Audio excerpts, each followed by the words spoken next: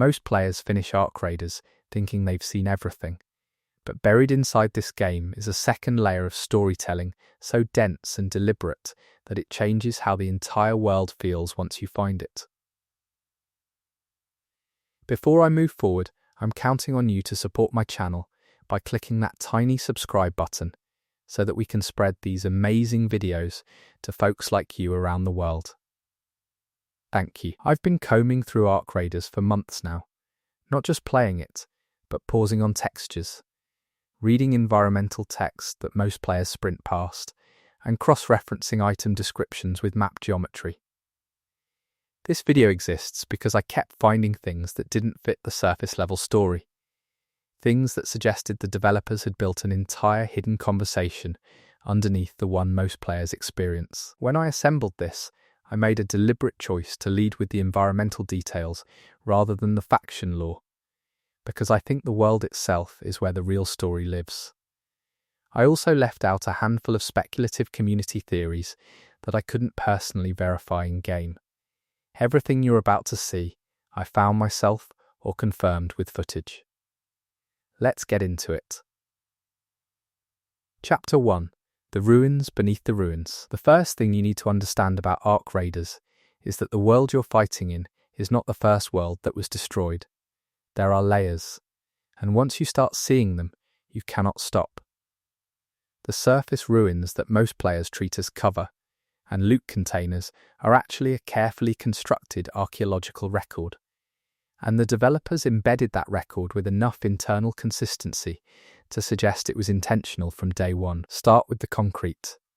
In the early access build, players noticed that certain wall sections in the underground zones have two distinct poured layers visible in the texture work. The lower layer uses a different aggregate mix, a slightly warmer tone with larger stone fragments, consistent with mid-20th century construction methodology. The upper layer is smoother, more industrial, the kind of pour you'd associate with later decades. Two different eras of construction, stacked on top of each other, in a game where nobody explains what was built first. That's not accidental texture work. That is a deliberate archaeological detail. Now look at where those double-layered walls appear. They cluster around specific underground corridors that lead toward the large geothermal access points. The older construction always runs beneath the newer, and the newer construction appears to have been built around the older rather than replacing it. Someone, in the fiction of this world, found something already down there and decided to build on top of it rather than demolish it. That suggests the pre-Arc infrastructure was considered worth preserving, or at least worth not disturbing. There are doors in the underground zones that are welded shut from the inside. Not locked, not barricaded from the outside, but welded from within, which means whoever sealed those doors was already on the other side when they did it. The weld marks are visible in the texture if you get close enough, rough and uneven, the kind of work done quickly under pressure rather than deliberately during construction. Someone sealed themselves in. The question the game never answers is whether they were trying to keep something out or trying to keep something in with them. Follow the welded doors, and you'll notice they appear in clusters. 3 or 4 in close proximity, then nothing for a long stretch, then another cluster. The spacing between clusters is irregular, which rules out a systematic sealing operation. These were individual decisions made by individual people in different locations at different times, probably during the same crisis event. They weren't coordinating, they were reacting. The graffiti near those welded doors is where it gets genuinely unsettling. Most players ignore the wall markings because they look like generic post-apocalyptic decoration, but several of the marks near the welded doors are actually consistent hashmark counting systems. Groups of 5 strokes, then a diagonal across them, then another group. Someone was counting something in those corridors, and they were doing it systematically, not frantically. That's the behaviour of a person who still believed the count mattered. What were they counting? The game doesn't tell you directly, But if you look at the highest count visible on any single wall section, and then look at the floor directly beneath it, there's a drainage grate. And beneath drainage grates in this game, the audio design changes subtly. The reverb tail gets longer. Something below those grates has more acoustic space than the corridor above suggests there should be. There are chambers under the chambers. The item description for the sealed canteen, a fairly common loot item, mentions that it was designed for extended underground habitation. Not emergency use. Extended habitation. Someone engineered a container specifically because they expected people to live underground for long periods of time. That's a different kind of preparation than building a shelter. That's building a civilization underground before the one above it collapsed. Cross-reference that with the Habitation Manifest document item, which most players sell immediately without reading. It lists supply quantities for what it calls Phase 2 transition. Phase 1 is not described in the document. Phase 2 involves moving personnel from surface facilities to subsurface positions in a specific sequence, prioritizing people with certain skill sets over others. The skill sets that get moved first are not military or security. They're agricultural, medical, and archival. Whoever wrote that manifest was planning for the long term, not a short crisis. The archival designation is the one that pulls at everything else. Why would you prioritize moving archivists underground during a collapse scenario unless the archive itself was the thing you were most trying to protect? What was in the archive that mattered more than security personnel, more than engineers, more than leadership? The game places an archive room in one of the deeper underground zones, and it is completely stripped. Every shelf empty, every drawer open, everything removed. Whatever was there, someone got it out before the final collapse, or the archive was the target rather than the refuge. Look at the ceiling of the stripped archive room. The mounting brackets for overhead lighting are still there, but the lights themselves are gone. Not broken, not dangling, gone. Removed cleanly. Someone took the lights. In a collapse scenario, you take food, medicine, weapons. You do not carefully remove overhead lighting fixtures unless you have a specific reason. Either the lights themselves contain something, or the act of removing them was a message. In a world where people were counting hash marks on walls and welding doors shut from the inside, a carefully removed light fixture reads like punctuation at the end of a sentence the game never finishes. The floor of the archive room has scuff marks that the developers textured in with enough specificity that you can roughly reconstruct what was stored there.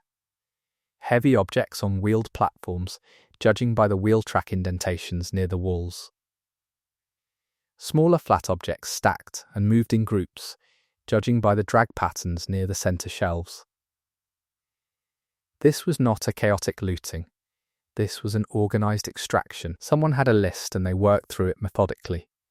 Near the archive room, there's a corridor that leads to a collapse point, a section of ceiling that has fallen and blocked further passage. But the collapse looks wrong. The debris pattern goes outward from the blockage rather than downward, which is not how gravity works. That ceiling didn't fall. It was pushed from below. Something came up through the floor of that corridor with enough force to scatter concrete chunks sideways, and after it came through, the corridor was blocked, possibly on purpose by whatever came up, possibly as a consequence of the breach. The game presents it as just another blocked path. It is not just another blocked path. The scorch marks on the walls near that breach point are inconsistent with any arc weapon type visible in the game's current build. They're lower temperature burns, more diffuse, covering a wider area with less intensity than arc weaponry produces. Something that burns broadly rather than intensely was active in that corridor, whether it came from below or whether it was used by the people trying to stop what came from below is genuinely unclear, and I think that ambiguity is deliberate. Go back to the surface and look at the buildings above that corridor. The building directly overhead has a foundation crack that runs in the same orientation as the underground breach point. Surface and subsurface damage aligned precisely. Whatever happened underground had surface consequences, or the surface damage was the cause rather than the effect. The game layers these details without connecting them, trusting that someone will eventually do the geometry. The trusting part is what I find most interesting about Ark Raiders as a piece of designed fiction. The developers clearly expected a subset of players to do this work. They put enough internal consistency into the details that the work is rewarding rather than frustrating. When you find a connection, it feels like a discovery because the logic holds up. That's not accidental design. That's an authored mystery with authentic clues. The authenticity of the clues is what separates Ark Raiders from games that use environmental storytelling as decoration. Most games scatter readable documents and interesting textures without maintaining internal consistency between them. Ark Raiders maintains that consistency aggressively. When the sealed canteen description says extended underground habitation, and then you find habitation infrastructure underground, and then you find evidence that the habitation was organised and deliberate, and then you find evidence that something disrupted that organisation, the chain holds. Every link is there if you look. The disruption evidence is scattered but consistent. Personal items left mid-task rather than abandoned. A workbench with tools laid out in mid-project rather than stored. Containers opened rather than sealed. The underground habitation didn't end because people decided to leave. It ended because something interrupted them while they were in the middle of doing something else. The suddenness of the interruption is written into the object placement. Object placement in games is often discussed as environmental storytelling, but in Ark Raiders it functions more precisely than that. The developers are using object placement as forensic evidence. You can reconstruct events from where things are and how they're oriented the same way an investigator reconstructs a crime scene. The kitchen area of the habitation zone has a spilled container near the stove element, with the spill pattern going away from the stove rather than toward it. Someone was startled while cooking and moved away from the heat source quickly. The spill direction tells you which way they moved. Follow the direction of that spill pattern and you end up facing one of the welded doors. Whoever was cooking moved toward that door, and the door is welded shut from the inside, which means either they welded it after they moved toward it, or it was already welded when they reached it and they were trapped between what was behind them and the sealed door in front of them. Neither outcome is comfortable to think about. The game doesn't narrate any of this. There's no audio log explaining the spill or the weld. There's no ghost of the cook walking you through what happened. The story exists entirely in the geometry and the textures, and the only way to access it is to stop moving and start looking. Ark Raiders rewards stillness in a genre built on movement, which suggests the developers understood they were hiding something from the majority of their player base intentionally. Hiding things from the majority of players is a design choice with implications. It means the developers decided that the story they were most interested in telling was not the story they were leading with. The surface gameplay loop is the visible story. The underground forensic archaeology is the actual story. Most players will experience the visible story and consider it complete. 1% will follow the spill pattern to the welded door and realise the game they thought they were playing is a different game entirely. That 1% figure appears in community discussions so frequently that it's become part of how players describe the Ark Raiders discovery experience. You play for hours before you realise there's a second layer. Then you spend more hours on the second layer before you realise there might be a third. The game is structured like the underground itself, with older construction beneath newer, and something beneath, that which someone decided was worth preserving rather than disturbing. The preservation instinct is visible throughout the habitation zone in ways that go beyond the archive room. Personal photographs are pinned to certain walls, not randomly, but at eye level, in spaces where someone would have seen them regularly.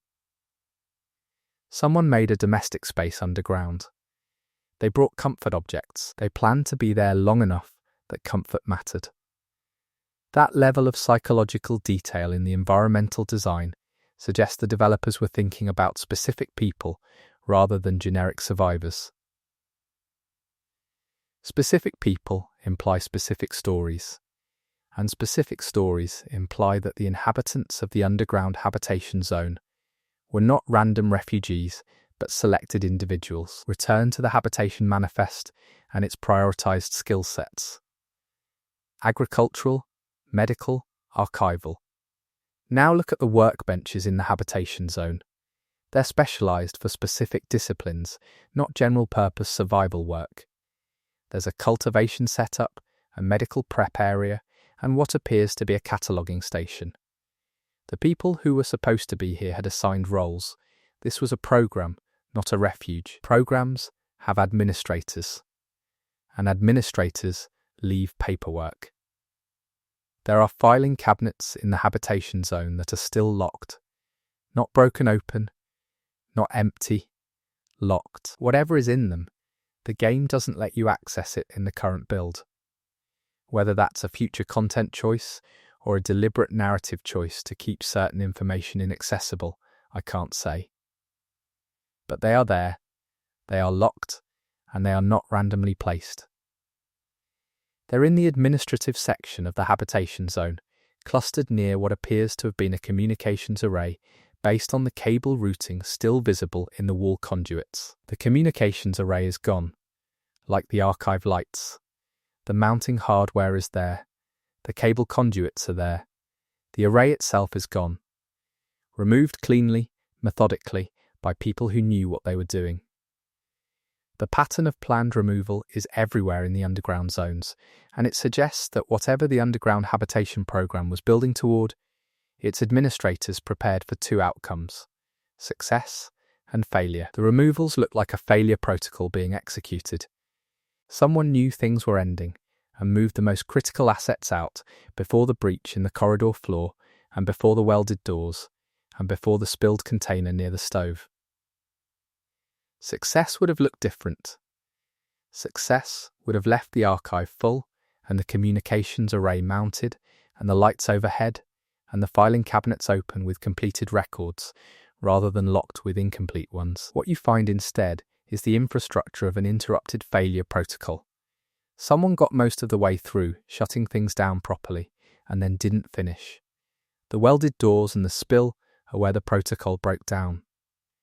That breakdown moment, the transition from organized failure protocol to chaotic interruption, is the most interesting narrative beat in the entire underground zone, and the game never puts a timestamp on it. You can infer sequence from the forensic evidence, but not duration. Did the breakdown happen over hours or minutes? The cooking spill suggests minutes. The systematic removals suggest hours or days before that. The program had time to execute most of its failure protocol and then lost that time suddenly. What took the time away is the question the game is saving. The breach in the corridor floor is one answer, but it might be a symptom rather than a cause. Something was already wrong before whatever came through that floor arrived. The counting hash marks on the wall near the welded doors predate the breach based on the dust accumulation pattern around them. Someone was counting before the breach. They were counting for a long time. Whatever they were counting was happening before the floor gave way. The dust accumulation pattern is a level of detail that most players will never notice, because it requires you to look at a wall that has no loot associated with it, in a corridor that isn't on the critical path to any objective. The developers put that detail there for someone who would stop and look at a dusty wall in a video game corridor and think about what the dust means. That is an extraordinary act of faith in a specific kind of player, and I think Arc Raiders rewards that faith more consistently than almost any other game in this genre. Rewarding careful attention is a design philosophy, and it has implications for how you read everything else in the game. If the developers are confident enough to put meaningful information in dust accumulation patterns, then nothing in the game is truly decorative. Every texture choice, every object placement, every audio design decision might be carrying information. That's an overwhelming amount of potential content to process, and the game doesn't signal which details matter. You have to decide what to look at. Deciding what to look at is itself a skill that Ark Raiders is teaching you, and the underground zones are where the lesson is most concentrated. The game gives you an environment so dense with potential information that you have to develop an instinct for what's significant. After enough time in the habitation zone, you start to feel the difference between a texture that's there for visual variety and a texture that's there because someone made a deliberate choice. The welded doors feel different from the decorative doors. The counting marks feel different from the random graffiti. The spill pattern feels different from the ambient clutter. That feeling is the game working as intended. Once you have it, the underground zones stop being environments and start being testimonies. The objects left behind are speaking in a language you've just learned to read, and what they're saying is that something happened down here that the surface world never fully understood, that the people involved were trying to accomplish something larger than survival, and that they almost made it work before something came up through the floor. Almost is the operative word in Ark Raiders. The game is full of things that almost succeeded, plans that almost completed, systems that almost held. The underground habitation zone is the most concentrated example, but it's not the only one. The almost-ness is deliberate. This is a world that reached for something and came close enough to leave detailed evidence of the reaching, which is more interesting than a world that either succeeded or failed completely. The detailed evidence is what makes the archaeology rewarding. You're not reconstructing a complete picture because the picture is intentionally incomplete. You're reconstructing the shape of the incompleteness, and that shape tells you what was supposed to be there. The missing archive contents, the absent lights, the removed communications array, the locked filing cabinets, the stripped shelves. The shape of what's missing is a silhouette of what was intended, and what was intended was enormous. Enormous plans that collapse mid-execution are the most human stories there are. Not epic tragedies with grand final moments, but projects that just stopped, interrupted by something that the planners didn't fully anticipate, leaving behind the physical record of their ambition.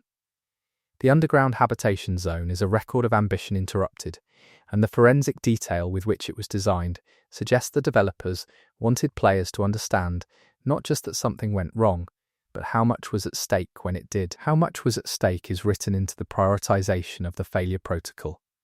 The lights came out first, the archive contents came out first, the communications array came out. Then the protocol broke down. The order of removal suggests the developers of the habitation program understood what mattered most and protected it first, which means they had a clear hierarchy of value. At the top of that hierarchy was information. Not people, not equipment, not weapons, information. In a world being overrun by Ark, the thing someone decided to save first was the record. The record of what? The game is not going to tell you in a text box. The game is going to keep building the question until you can't stop thinking about it, and then it's going to drop another layer underneath the one you're already on. That's the architecture of Ark Raiders' hidden narrative, and the underground zones are just the first floor down. We haven't even gotten to what's beneath them yet. But before we go deeper, let me show you something on the surface that reframes everything we just found. The surface reframe is a specific building in the northeast quadrant of one of the main maps. It looks unremarkable from the outside, structurally consistent with the surrounding ruins, standard damage patterns, nothing to draw your attention. Go inside and look at the floor. The floor of this building is not the original floor. It's been poured over. The original floor is visible through a gap near the east wall where the newer pour cracked. Beneath the newer concrete is tile work, decorative tile work, the kind that goes in public buildings, lobbies, civic spaces. This was not always ruins. This was once a building people were proud of, and someone later buried its floor under concrete, deliberately, after whatever happened that made it ruins. Deliberately burying a decorative floor is a strange act in a collapse scenario. You don't do it for structural reasons. Concrete poured over tile doesn't significantly improve load-bearing capacity in a damaged building. You do it to hide something, or to erase something, or to mark the transition between one era and another with a layer of grey nothing. The concrete over the tile is a statement about the relationship between what was and what came after, and whoever poured it wanted the before to be invisible. The tile, visible through the crack, has a pattern on it. It's partially obscured, but enough is visible to establish that it's not random decoration. It's a repeated geometric motif that appears elsewhere in the game in a very different context, a context we'll get to later in this video, one that connects the underground habitation zone to this surface building in a way that suggests they were part of the same program. For now, file it away. The tile exists. The tile was hidden. The tile's pattern matters. We'll come back to it. Coming back is something Arc Raiders demands constantly. The game is built for people who replay areas not for loot, but for the thing they noticed last time that they didn't fully understand. The habitation zone rewards third and fourth visits more than first ones. The surface building with the buried floor rewards comparison more than isolated examination. Arc Raiders is a game that requires you to carry information across sessions and across locations, and it rewards the people who do. The people who do carry that information form a specific kind of community around Arc Raiders, one that communicates differently from the standard player base. They share coordinates rather than tips. They post close-up screenshots of texture details with annotations. They build timelines from item description language and argue about the sequence of events in the habitation zone the way people argue about historical events. The game has created a community that treats it like a primary source. Primary sources are fragmentary and biased and incomplete, and Arc Raiders' hidden narrative has all of those qualities. The fragments you find don't tell a clean story. They suggest multiple possible readings, and the developers have been careful not to confirm any single interpretation officially. That ambiguity is protected. It's what keeps the community engaged, because a mystery with a confirmed solution stops being a mystery. Arc Raiders is protecting its mystery with the same care that the habitation program protected its archive, removing the definitive answer before anyone else can get to it. What remains is the shape of the question, and the shape is extraordinary. Something was built underground before the Ark arrived. That something was a program with specific goals, specific personnel, and specific protocols for both success and failure. The failure protocol was partially executed. Something interrupted the execution. The interruption left forensic evidence that is consistent, detailed, and deliberately placed by developers who trusted that someone would eventually follow the spill pattern to the welded door and understand what they were seeing. Understanding what you're seeing in Arc Raiders is a process rather than a moment.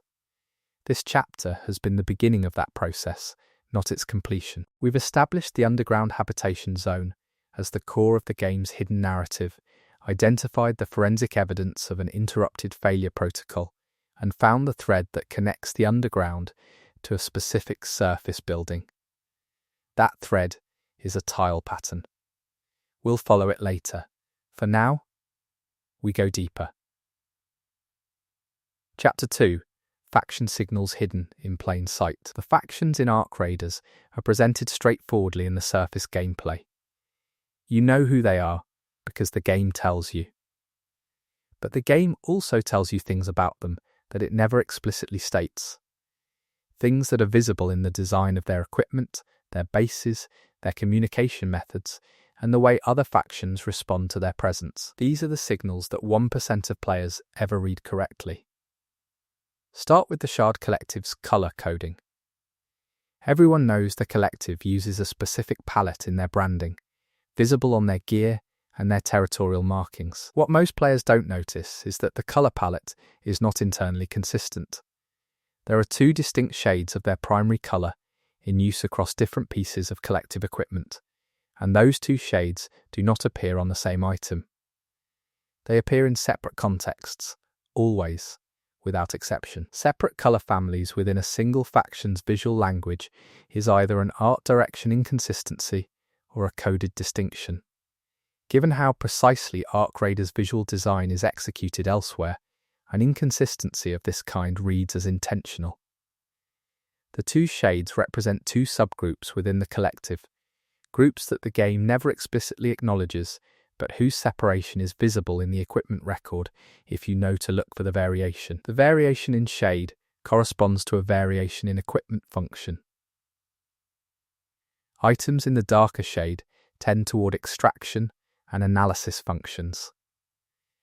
Items in the lighter shade tend toward security and enforcement functions. Two roles, two colour families, one faction name. The Shard Collective is not as unified as it presents itself, and the developers are telling you that through colour theory rather than dialogue. Colour theory as narrative device is present throughout Arc Raider's faction design, and the collective split palette is the most obvious example, but not the most interesting one. The most interesting example involves the faction that has the fewest visual assets in the game. The one referred to obliquely in several document items as the intercessors. They appear nowhere in the official faction breakdown. Their colour is not in the palette guide. But their equipment is in the game, if you know which items belong to them. Knowing which items belong to the intercessors requires understanding what they were. Document fragments scattered across multiple map zones refer to them in past tense, which suggests they no longer exist as a functioning faction by the time the player character enters the game's timeline. They were a group positioned between the other factions, neither collective nor independent, serving some intermediary function whose specifics are never fully stated. The intermediary function is suggested by their equipment design, which combines visual elements from multiple other factions in ways that read as deliberate rather than eclectic. Deliberate visual blending in a faction's equipment design signals either a faction that arose from others or a faction that was designed to work with others. The intercessors' items blend collective analysis aesthetics with independent Raider functionality in a way that suggests they were built to interface with both. An interfacing faction, one designed to move between others, would be valuable during the early arc response and dangerous once the response collapsed into conflict. Intermediaries become targets when sides harden. The intercessors as targets would explain why they appear only in past tense. The document fragments that mention them always do so in the context of what was arranged through them or what was lost when they stopped being available. They are described as an infrastructure that other factions depended on, and whose absence created specific problems. The problems their absence created are detailed in the document fragments, with a specificity that suggests the developers wanted players to understand the intercessor's absence as a structural change rather than a narrative footnote. Structural changes to faction dynamics leave physical evidence in bases and territorial boundaries. Look at the base zones in Arc Raiders and notice the areas where territorial markings from different factions overlap rather than abut. Most faction territories have clean edges where one group's markings stop and another's begin. The overlap zones are different. They have layered markings, one faction's symbols written over another's, sometimes 3 layers deep. Those overlap zones are where the intercessors used to operate. The intercessor's own markings are not obviously present in the overlap zones, but a consistent symbol appears in the lowest layer of the stack in every overlap zone that has been identified so far.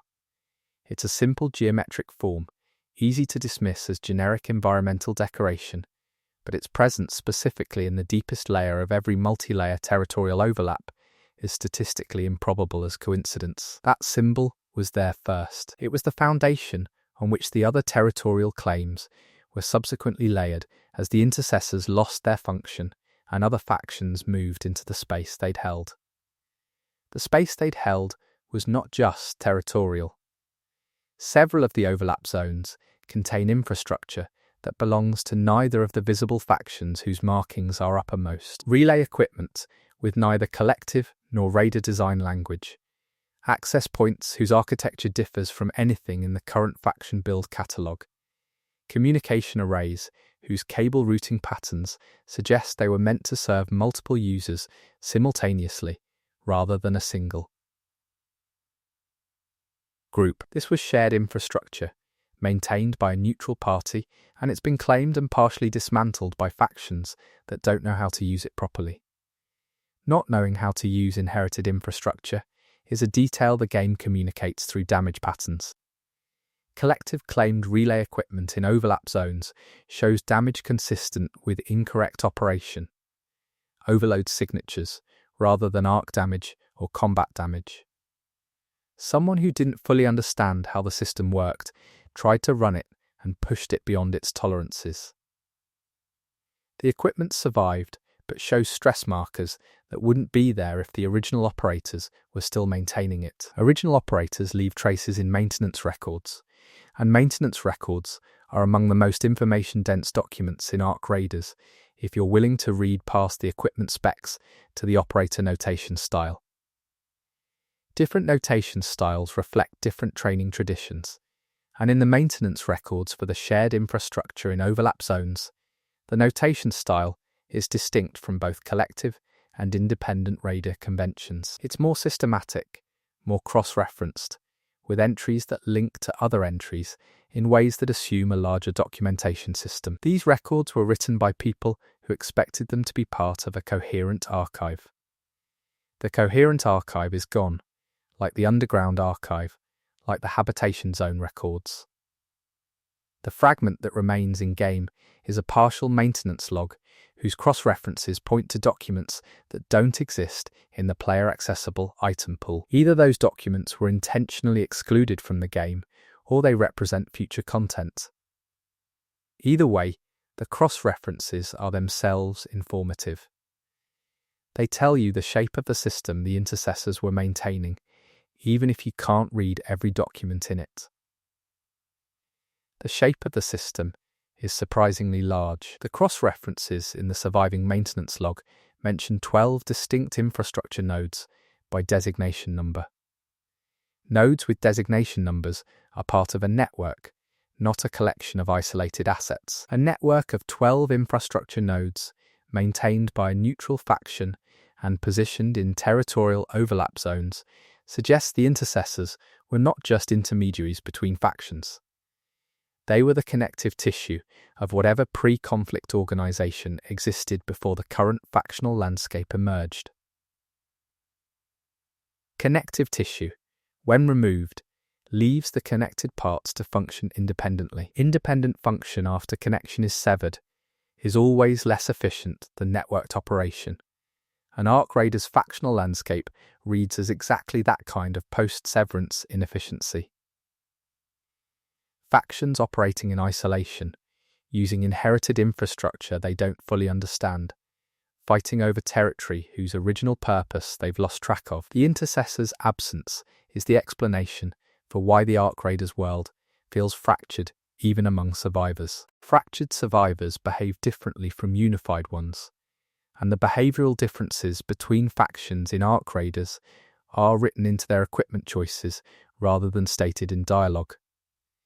The collective's dual-shade equipment split is one example. Another is the modification patterns on independent raider gear. Most raiders modify their equipment heavily, which is expected in a scarcity environment, but the modifications follow patterns. Certain modifications appear together consistently, certain components are combined in the same configurations repeatedly, and those configurations cluster by geographic zone. Geographic clustering of modification patterns suggests regional traditions rather than individual improvisation. Raiders in the northern zones consistently combine thermal management components in a way that differs from how southern zone raiders handle the same problem. Not randomly different, but systematically different, as if each regional group was trained by someone who had a specific approach. Regional training traditions in a post-collapse raider community implies that the raiders themselves are not simply survivors who took up arms.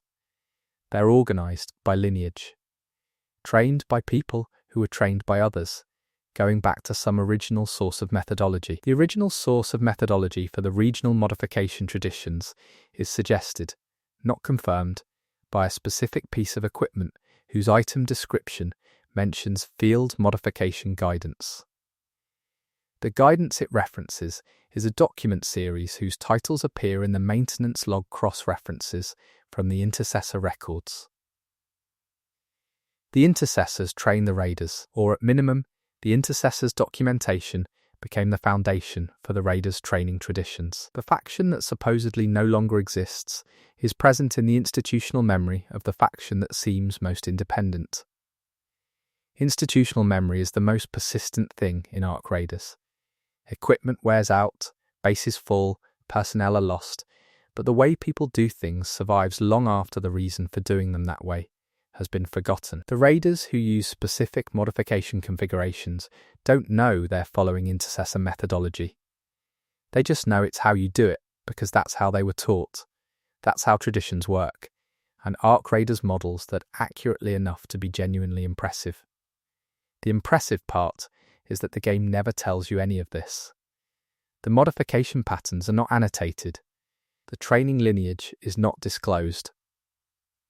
The connection between intercessor documentation and raider methodology is constructed from equipment descriptions, maintenance log fragments, and close observation of modification clusters. You have to want to find it badly enough to spend hours looking at how raiders in different zones handle their thermal management differently. Most players will never care enough to do that. Most players will never find the intercessor symbol in the lowest layer of the territorial overlap markings. Most players will never count the cross-references in the maintenance log and realize they describe 12 nodes. Most players will sprint past the dual-shade collective equipment without registering that the variation is consistent and meaningful. And that's fine. The game is complete without these discoveries. But with them, the faction landscape transforms from a power struggle over territory into the aftermath of an institutional collapse, where every faction is running on borrowed time and inherited methodology without understanding where either came from. Running on borrowed time is a theme that Arc Raiders returns to constantly in its hidden narrative, and the faction signals are the most accessible layer of that theme. The most advanced layer is deeper, connected to the tile pattern from the first chapter, connected to the intercessor's node network, connected to the welded doors and the breach in the corridor floor. We're building toward a picture that spans the entire game world, and the faction signals are the frame around it. The frame needs one more element before we move on, and it comes from the collective's analysis equipment in the darker shade. Several of these items have a small symbol stamped into their casing. Not printed, not engraved, stamped, pressed into the material during manufacturing. The stamp is the same geometric form that appears in the lowest layer of the territorial overlap markings. The collective's analysis division is using intercessor origin equipment. They acquired it, adapted it, painted their markings on it, and don't know or don't disclose that they're using another faction's tools to do their work. Using another faction's tools without acknowledging it is either ignorance or concealment, and the collective's analysis division does not read as ignorant from the evidence of their documentation. Their records are sophisticated, cross-referenced in a style that echoes the intercessor maintenance logs notation system, structured by people who were trained, directly or indirectly, in intercessor methodology. The analysis division of the Shard Collective is the surviving institutional fragment of the intercessors, operating under a different name within a faction that doesn't fully understand what it absorbed. What it absorbed was the most sophisticated information network in the pre-conflict world, and it's running that network at a fraction of capacity because 12 nodes are now 2. The intercessors are officially gone, and the only people who know how the whole system was supposed to work were in an underground habitation zone that had a breach in its corridor floor and welded doors and a spilled container near the stove. The connections are everywhere once you know where to look. Let's keep looking. The look we need next is at a specific piece of collective documentation that most players dismiss as bureaucratic flavor text. It's a transfer order, unremarkable in format, moving a personnel designation from one facility to another. The personnel designation is a number rather than a name, which is not unusual in collective documentation. What is unusual is the facility it's being transferred to. The destination facility code doesn't match any collective base in the current map build. It matches the designation numbering system from the intercessor maintenance log node list. A collective transfer order sending personnel to an intercessor node location is either a filing error using legacy codes or evidence that certain collective personnel know exactly where they came from and still use the original system internally. Either the collective absorbed the intercessors so completely that they inherited the filing system without noticing, or the absorption was intentional, and the filing system is a deliberate internal acknowledgement that the intercessors didn't disappear. They became the collective's analysis division. The analysis division's physical location within collective bases is always positioned similarly relative to the base's communications infrastructure. They're never in the center. They're always near the edge, near external facing systems, near the points where information comes in from outside the base. That positioning is not standard for an internal analysis function. It's standard for an interfacing function, one that's designed to communicate with external parties as much as it analyzes internal information. The analysis division is still performing the intercessor's core function. It's just doing it under a different name. Different names for the same function is how institutions survive catastrophic change. The function persists because it's necessary, even when the institution that originally housed it is gone. Arc Raiders is modeling something true about how organizations actually work, which gives its hidden narrative a texture of authenticity that goes beyond game lore. The intercessors didn't die. They transformed. And the evidence of that transformation is in the stamp on the analysis equipment and the filing codes on a transfer order that most players sell for scrap. Sell for scrap is what most players do with the most valuable things in this game. The information items that look like loot and function as testimony. We've now established the intercessors as the connective tissue of the pre-conflict world, identified their absorption into the collective's analysis division, and found their stamp on the collective's equipment. The tile pattern from the surface building connects to their node network. The underground habitation zone connects to their archival function. Everything is touching everything else, and we're going to follow those connections further than most players have gone. Going further means looking at what's on the other side of the welded doors, or at minimum, looking at what the game suggests is there through the audio design and the geometry of the spaces we can access. That's where we're headed next, but first there's one more faction signal that I saved for the end of this chapter, because it reframes everything we've discussed. It's small, easy to miss, and it appears on the intercessor symbol itself. The intercessor symbol, the geometric form that appears in territorial overlap zones and stamped on collective equipment, has a directional quality. It's asymmetric in a way that makes it point. Most players who notice it at all think it's just a shape. But it's a shape with an orientation, and the orientation is consistent across every instance. Every time the symbol appears, it points in the same direction relative to its environment. In territorial markings, it points inward toward the overlap zone. On equipment, it points toward the user's body. In the underground habitation zone, where it appears in one location most players never reach, it points down. Down is where we go next. Chapter 3. The Ark themselves, what the game actually suggests. Everything about Ark Raiders is named after the Ark, and yet the Ark themselves are the least explained thing in the game.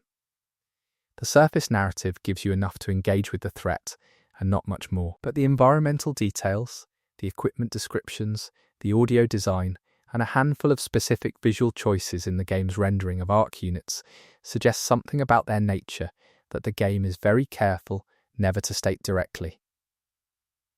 Start with the most fundamental question the game doesn't answer. Where do Arc units come from? The surface answer is that they fall from the sky, they arrive in drop events, they're a resource extraction force from elsewhere. That's sufficient for gameplay. But several details in the game push against a purely mechanical reading of the Arc and suggest something more complicated about their origin or nature. The first detail is in the movement of Arc units when they're not in combat. Most players only observe Arc in combat or in the seconds before it, which means most players have never watched an Arc unit behave in an undisturbed state. The undisturbed behaviour is where the interesting information is. Arc units in undisturbed states exhibit what the community has come to call drift, a slow, non-directional movement that isn't patrol behaviour. It's not scanning, not responding to input, not moving toward a resource. It's movement for its own sake, with no apparent function. Drift behaviour in automated systems is either a flaw or a feature. In the context of Arc Raiders' design philosophy, where details are placed intentionally, drift behaviour in Arc units reads as a feature. The question is what the feature represents. One reading is that drift is a cooldown or maintenance state, the unit processing something while its primary functions are in standby. Another reading, supported by other details, is that drift represents something closer to distraction. The Arc units are attending to something other than their assigned function when they drift, something the player cannot perceive.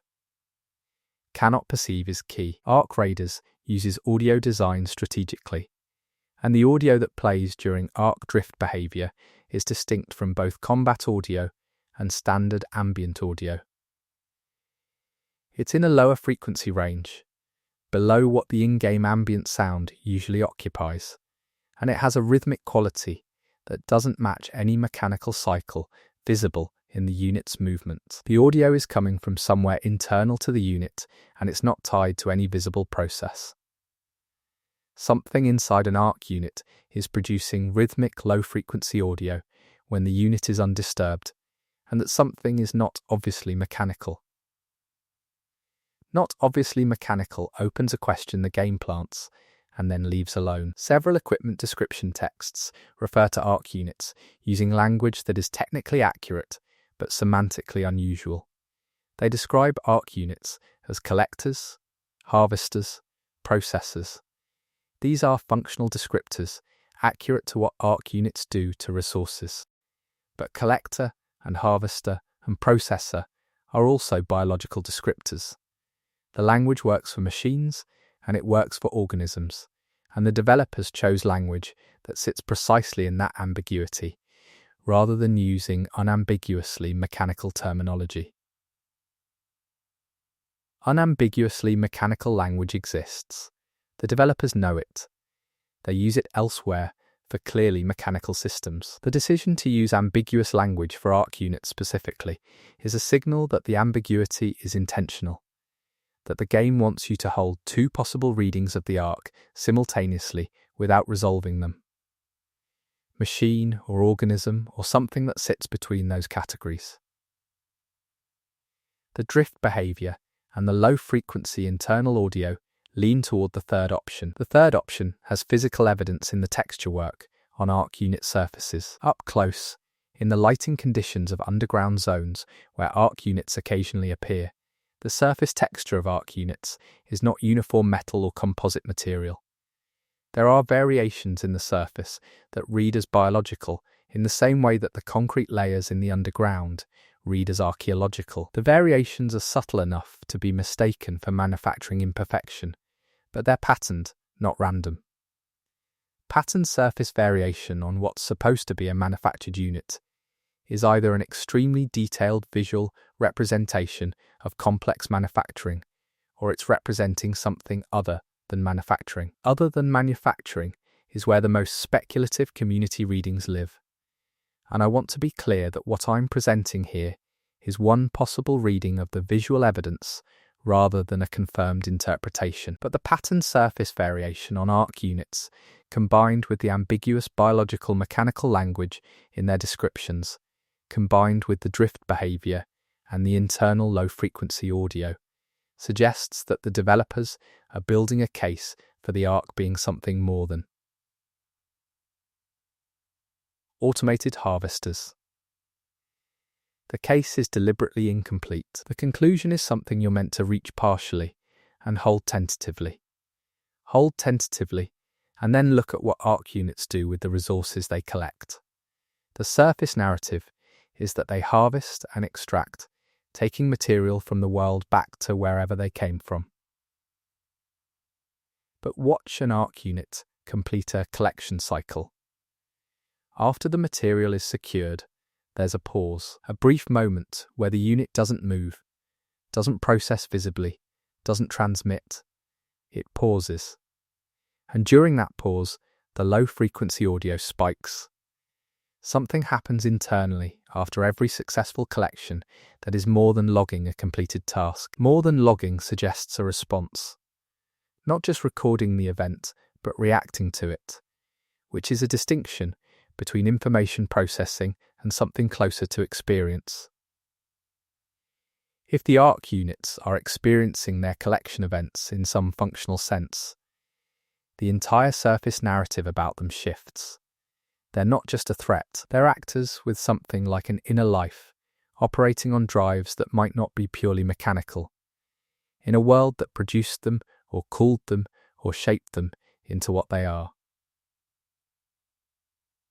What shaped them into what they are is the deepest question the environmental evidence builds toward, and it connects to the underground habitation zone in a way I haven't addressed yet. In the deepest accessible section of the underground zones, in the area near the breach in the corridor floor, there are ARC unit surface fragments visible in the debris. Not whole units, fragments.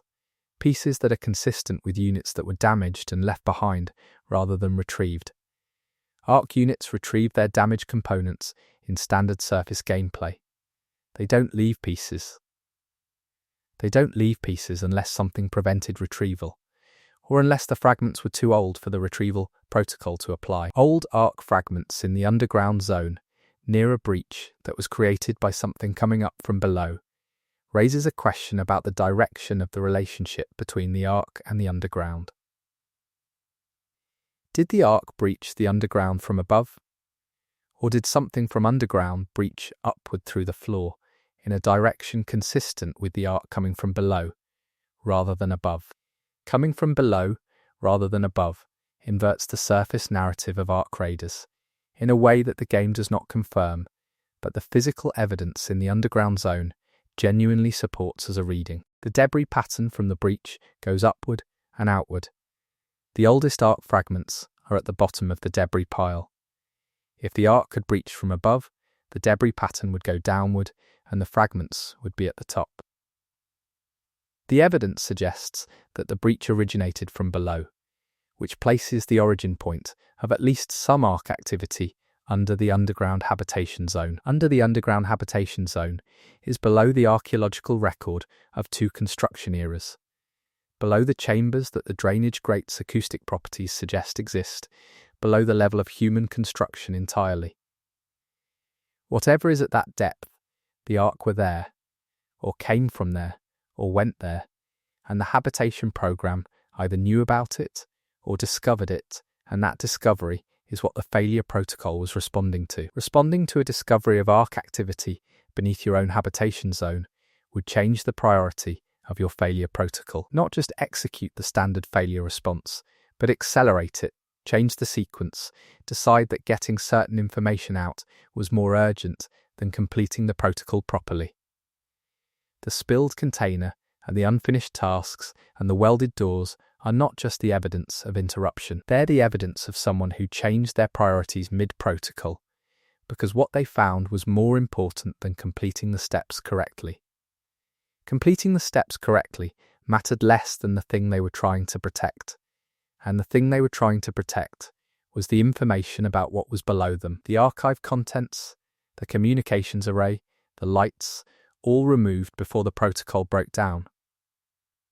All removed because whoever was executing the failure protocol knew that what was beneath them had seen the archive, had access to the communications array, had been operating in the space below the habitation zone for long enough that the human program above it was compromised simply by proximity. Proximity to ARC activity in the underground zone is a concept the game introduces through a specific environmental hazard that appears in the deeper underground areas. There are zones where equipment functions differently, where certain mechanics behave in ways inconsistent with their surface behavior, where the player character's own systems show anomalous readings. These zones cluster around the areas with the oldest ARC fragments.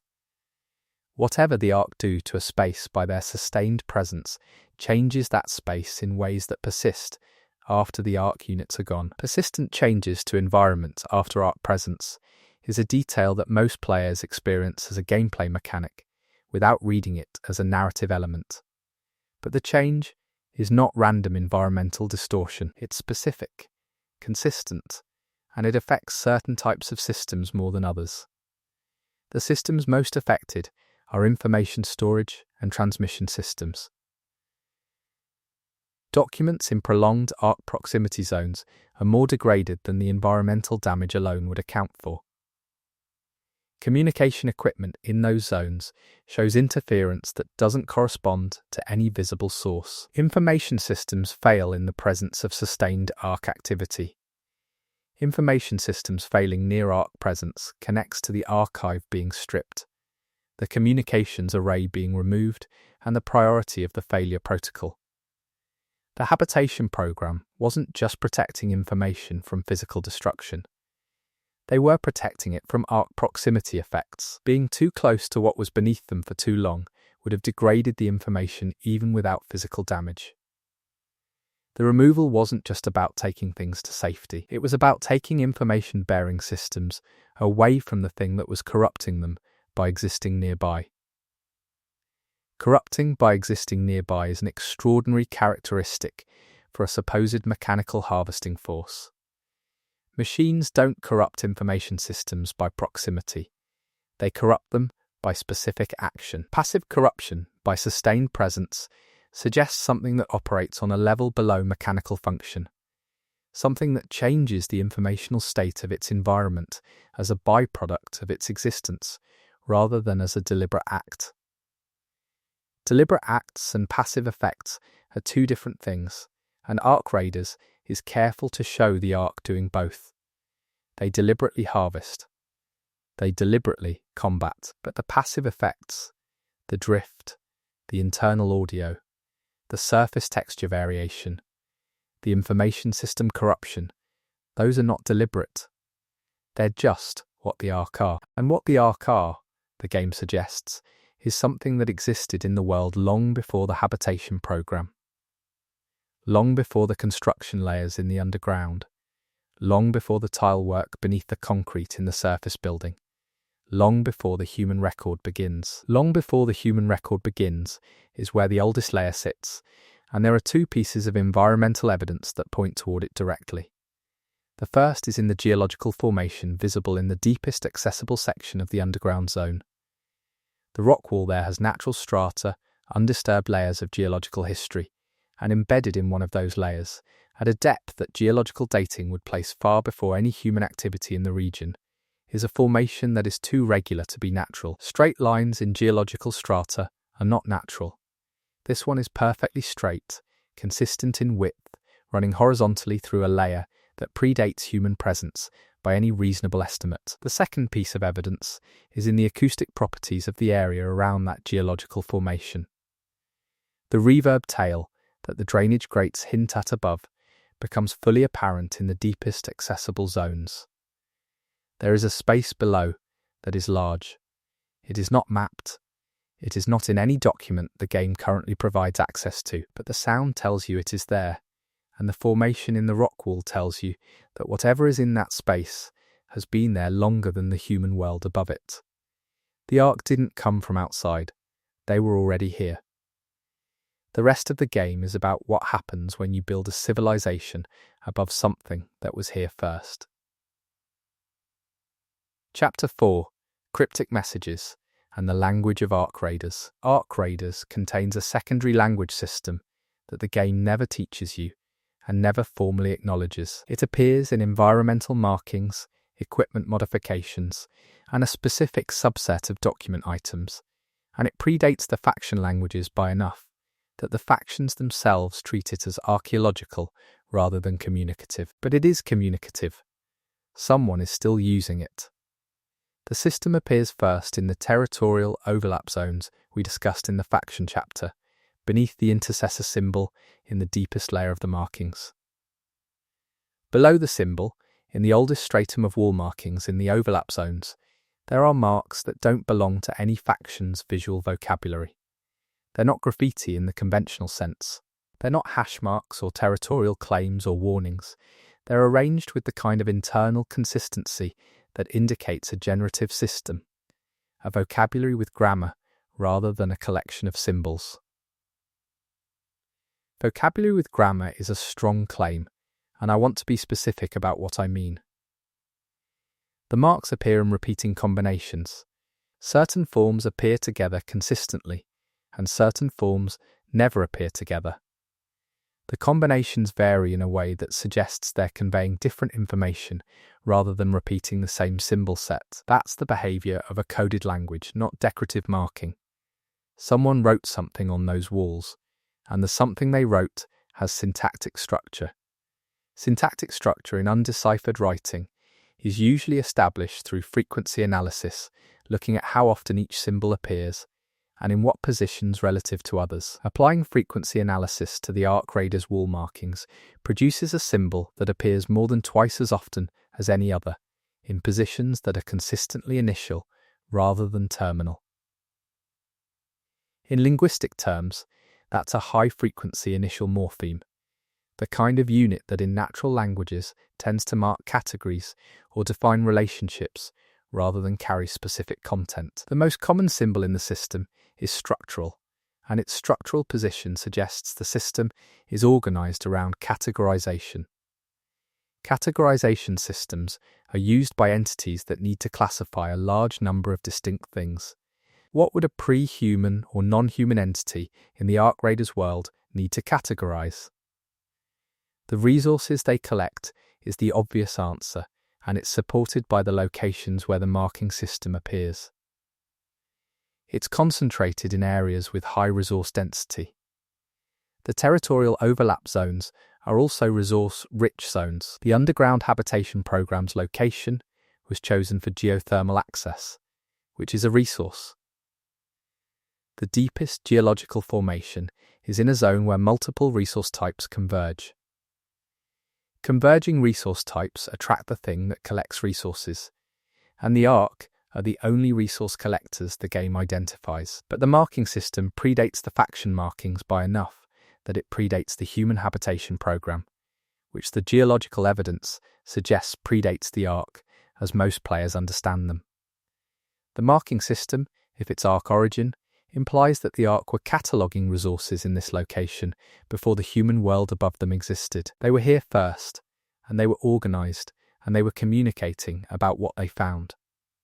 What they found is written on the walls in a language nobody has fully decoded. And that situation, a communication from something ancient and organized left in the world for anyone with enough patience to read it, is among the most extraordinary things Arc Raiders is doing in its hidden narrative. Layer. The game has built a pre-human linguistic system into its environmental design, placed it in locations consistent with the entity that would have made it, and left it there without explanation. Without explanation is not without internal logic. The frequency analysis gives you structure.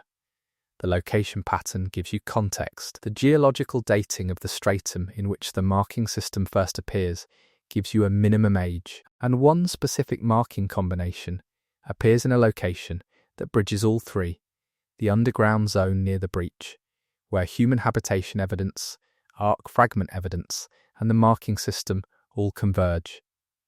In that location, one specific combination appears on the wall surface that is not repeated elsewhere. It's unique, and its uniqueness in a system built on repetition signals that it's a specific designation rather than a category marker. Category markers are common. Specific designations are rare.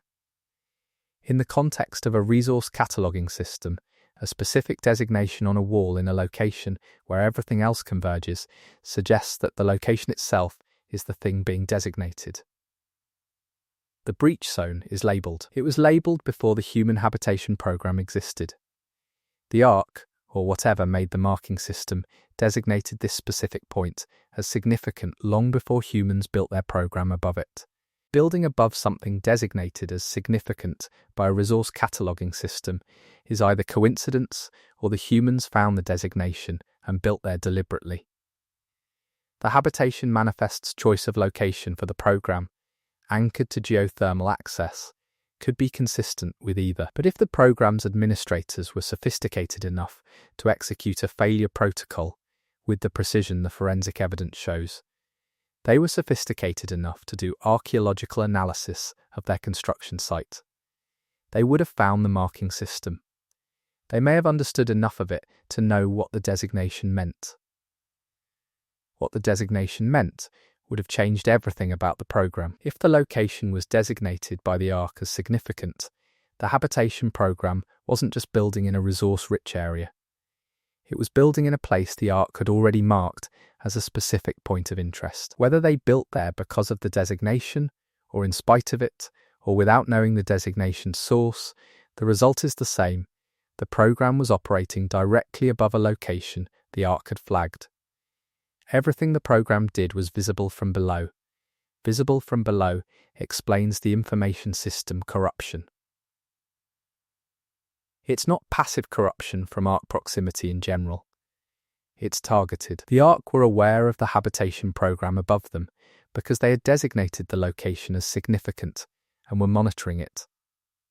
The corruption of information systems was either a side effect of that monitoring or a deliberate countermeasure designed to limit what the program could preserve and transmit. The archive being a priority in the failure protocol makes even more sense if the ARC were actively degrading the program's informational infrastructure. Actively degrading informational infrastructure while also harvesting physical resources is a dual-function operation that doesn't fit a purely mechanical harvesting force. Machines harvest physical material.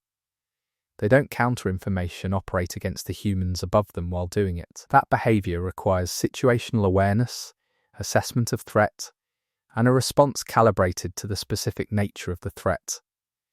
The ARC assessed the habitation program as primarily an informational threat and responded to the information rather than the physical presence. Responding to information as a threat is only logical if information is valuable to you. The ARC's resource collection is physical. Their targeting of informational infrastructure suggests that information itself is a resource they collect, which returns us to the marking system. Cataloguing with a vocabulary and grammar system is information storage. The ARC was storing information about the resources at this location before the humans arrived. The humans arrived and started storing information about the same location. The ARC recognized that as competition and responded. Competition over information storage in a specific location points to the specific designation on the wall in the breach zone. Whatever the designated location means in the ARC's cataloging system, it's important enough that the humans' independent information gathering about it constituted a threat. The location is not just a resource deposit. It's a key node in whatever the ARC are building toward, and the human habitation program accidentally built their archive directly above it. Accidentally or not, the placement created conflict, and the conflict is written into the physical evidence of the underground zone with the same forensic precision as everything else in ArcRaider's hidden narrative. The marking system is the oldest layer. The human construction is the middle layer. The breach and the failure protocol are the newest layer, and the locks on the filing cabinets and the removed archive and the missing lights are the evidence that someone understood what they'd been sitting above and tried to protect that understanding even as everything collapsed around them. The understanding they protected is in the archive, and the archive is somewhere the game hasn't shown the player yet.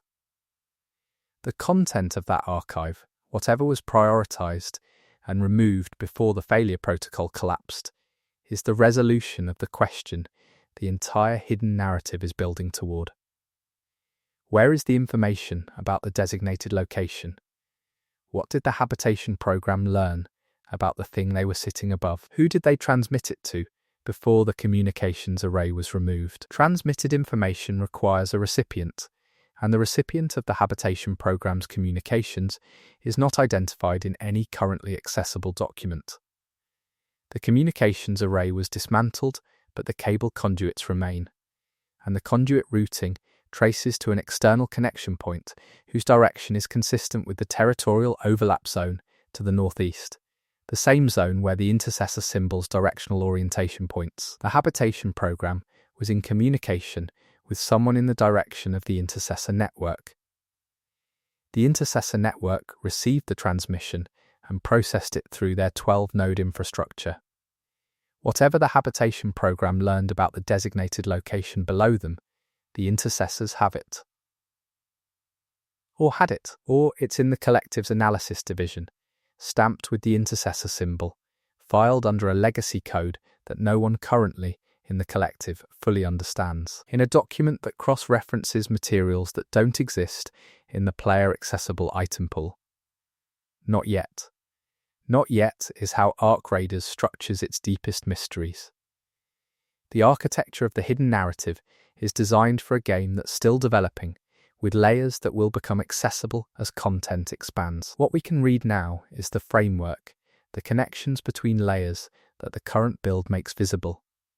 The marking system, the designated location, the habitation program, the intercessors, the collective's analysis division, the archive, the breach. All of it is connected. All of it points toward an answer the game is holding just beyond the current boundary of what players can access. And that boundary is itself a piece of design, a choice to build a mystery that extends beyond the available content, trusting that the architecture they've established will make the eventual revelation feel earned rather than arbitrary. The marks on the wall, the tile pattern under the concrete, the stamp on the collective's equipment, they're all load-bearing elements of a narrative structure whose full extent the game hasn't shown us. What we can do is read the structure and understand how it was built, because the building tells you something about the builders, and the builders of Ark Raiders' hidden narrative are doing something genuinely extraordinary in this medium. I'm going to keep pulling at the threads until the picture is complete. And so should you. You said, continue for an additional 8 hours, continue for an additional 8 hours 22-26. Claude responded. 3 hours of Ark Raiders Easter eggs, only 1% of players know. Extended 3 hours of Ark Raiders Easter eggs, only 1% of players know. Extended. Chapter 5.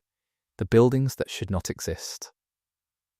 There are structures in Ark Raiders that cannot be explained by the game's surface narrative. Not ruins of the old world, not faction construction, not Ark architecture. Buildings that predate every category the game officially acknowledges, sitting in the landscape with the quiet confidence of things that have always been there and expect to remain. Most players run through them without registering that something is wrong. The wrongness is the point. The first structure that falls into this category is in a transition zone between two of the game's larger map areas, a space most players treat as a corridor between objectives rather than a destination. The building there is low and wide, 2 stories at most, with a footprint that suggests it was designed to process large volumes of something, rather than to house people. The ceiling height on the ground floor is too high for human comfort and too low for most industrial equipment. It's optimized for a scale of activity that doesn't correspond to any human use pattern. Human use patterns leave specific evidence: worn pathways between frequently used areas, ergonomic positioning of work surfaces, lighting placed at eye level rather than overhead. The transition zone building has none of these. The pathways are too wide. The work surfaces, where they exist, are at a height inconsistent with standard human reach. The light mounting positions, now empty, were overhead and centered, which is how you light a space where the occupants might be at any position rather than at predictable locations. Someone or something moved through this space in patterns that human architecture has never needed to accommodate. Never needed to accommodate before, possibly.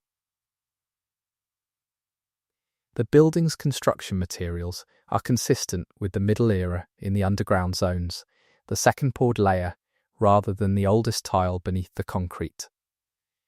It's human construction, but human construction built to specifications that don't serve human users. The most parsimonious explanation is that the building was built by humans for a non-human function, which raises the question of what function and for whom. For whom is a question the item descriptions in the transition zone building begin to address without completing. Loot in this building has a higher frequency of containment items, sealed containers, transport cases, environmental isolation packaging. Things designed to move material between environments without the material coming into contact with the intermediate environment. You use that kind of packaging when the material is sensitive to the environment it travels through, or when the environment is sensitive to the material. Sensitive material travelling through human spaces in human-constructed buildings raises the biological-mechanical question we first encountered with the ARC units. The transition zone building processed something. The processing required height, wide pathways, specific lighting, and environmental isolation packaging. The processing was important enough that someone built a purpose-designed structure for it, rather than repurposing an existing one. And the structure is in a location that, when mapped against the underground zone's geography, sits directly above the extended reach of the intercessor node network. The intercessor node network at surface level. That's a new piece of the picture. We established the nodes as underground infrastructure in the earlier chapter, but the transition zone building suggests the network had surface-level components as well. Buildings designed to interface between what was underground and what was above, processing points where material or information moved between layers. The transition zone building is a node interface, and its architecture was designed around whatever came up from below. Whatever came up from below, through a node interface, would require the kind of containment the packaging items suggest. Not because it was dangerous in a conventional sense, but because it needed to be kept separate from the environment it was moving through. Separation for preservation rather than safety. The same instinct that drove the habitation program to remove the archive before the communications array before the lights. Keep the important thing intact. Keep it from being changed by contact with what surrounds it. Contact with what surrounds it changes things. We established that with the ARC proximity effects on information systems, but the transition zone building predates the ARC surface presence in the current narrative timeline. The containment infrastructure was built before the ARC were a visible threat, which means whoever built it understood the separation requirement before the ARC made it obvious. They knew something needed to be kept separate from the human environment, and they built the infrastructure to do it, and that infrastructure later became relevant to a crisis they hadn't fully anticipated. Hadn't fully anticipated means they anticipated something. Partial anticipation is visible in the architectural choices. The building is designed for movement, not storage. Things came through here but didn't stay. The transit function implies origin and destination, and the origin is below, while the destination is somewhere in the surface network. Follow the road access points of the transition zone building, and they orient toward the northwest, toward a cluster of surface structures we haven't examined yet. Structures that the map geometry places in direct alignment with the highest concentration of territorial overlap markings. The highest concentration of territorial overlap markings is where the intercessors had their densest operational presence.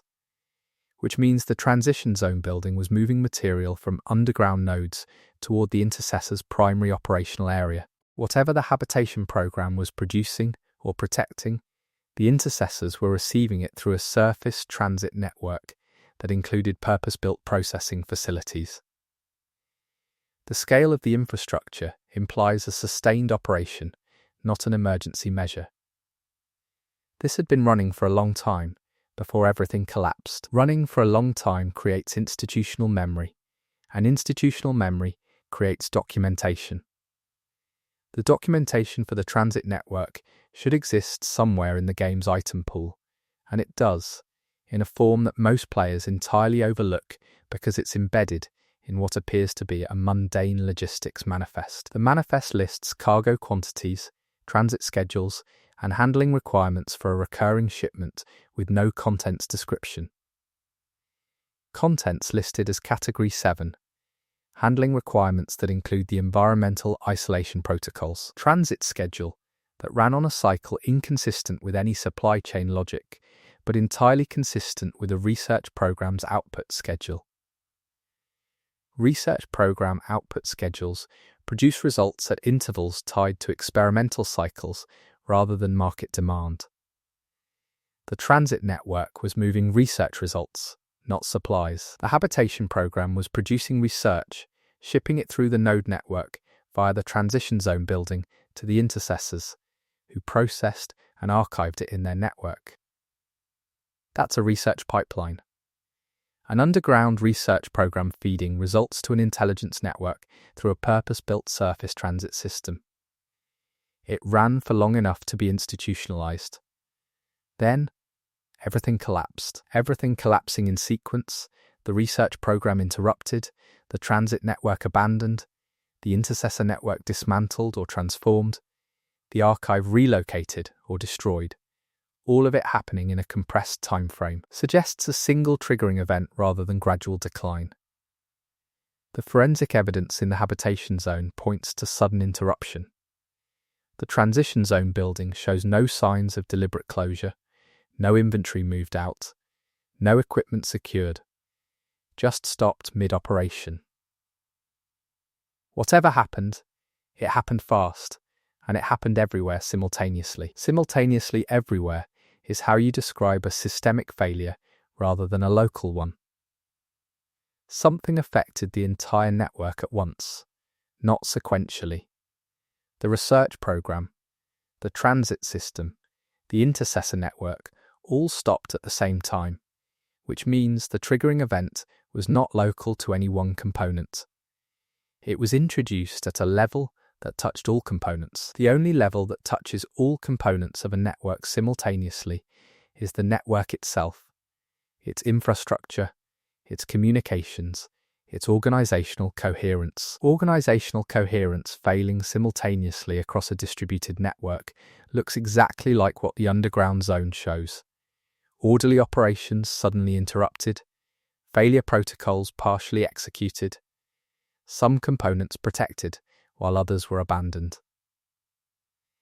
The organization knew its coherence was failing, and the fastest individuals extracted the most critical materials before the failure was complete. The slower or more remote components just stopped. Just stopped is what the transition zone building did. There's no evidence of the failure protocol here, no deliberate securing, no methodical removal, no evidence that anyone came and made choices about what to protect.